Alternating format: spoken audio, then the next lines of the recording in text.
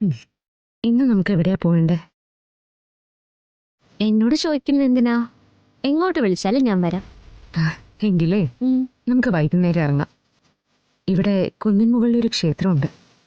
വൈകുന്നേരം ആ കുന്നിൻ മുകളിൽ കയറി നിന്നാ നല്ല രസാ കാണാൻ. എനിക്ക് ഫിദ മാഡത്തിന്റെ കാര്യമൊക്കെ അത്ഭുത. ഈ വസ്ത്രം ഇട്ടുകൊണ്ട് എല്ലാ ഭഗവാന്മാരുടെ കാര്യവും അറിയാം. എല്ലാം കൃത്യമായിട്ട് ചെയ്യുകയും ചെയ്യും. എവിടെയൊക്കെ അമ്പലം ഉണ്ടെന്നും ഏതൊക്കെ ദൈവങ്ങളാണെന്നും എല്ലാം അറിയാം. ഇതൊക്കെ എങ്ങനെ പറ്റുന്നേ? അത് കുഞ്ഞുനാൾ മുതലേ ഞാൻ ശീലിച്ചതല്ലേ. എന്റെ കൂട്ടുകാരുടെ കൂടെയൊക്കെ പോവാനും അവരുടെ വിശ്വാസങ്ങൾ കാണാനും. പിന്നെ മോളെ കിട്ടിയപ്പോ ലോകത്തിലെ ഏറ്റവും വലിയ ഭക്തിയല്ലേ എന്റെ കൂടെ. അപ്പൊ പിന്നെ ഇതൊക്കെ അറിഞ്ഞല്ലേ പറ്റൂ.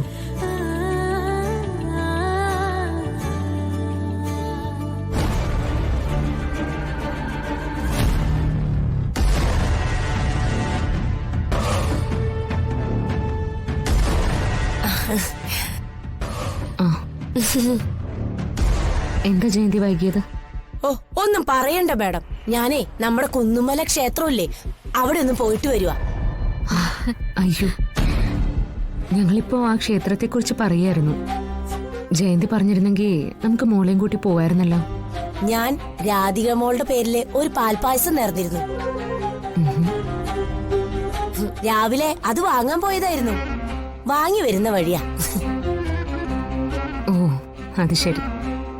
എന്നിട്ട് ജയന്തി എന്താ അത് പറയാതിരുന്നേ? അയ്യോ മാഡം, വഴിപാട് നടത്തുന്നൊന്നും ആരോടും പറയാൻ പാടില്ല അല്ലേ രാധിക മോളെ? രാധിക മോൾക്ക് എന്തോ ആപത്തുണ്ടെന്ന് മാഡം പറഞ്ഞില്ലേ, അപ്പൊ ഞാൻ നേർന്നതാ.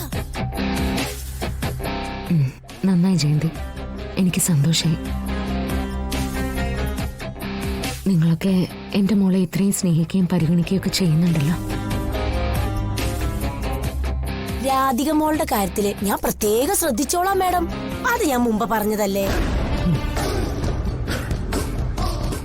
അതെ, ഞാൻ രണ്ടുപേർക്കും പായസം എടുക്കട്ടെ മാഡം? എടുത്തോ. പ്രസാദം എത്രയും പെട്ടെന്ന് കഴിക്കട്ടെ. എടുത്തിട്ട് വാ. ആയിക്കോട്ടെ.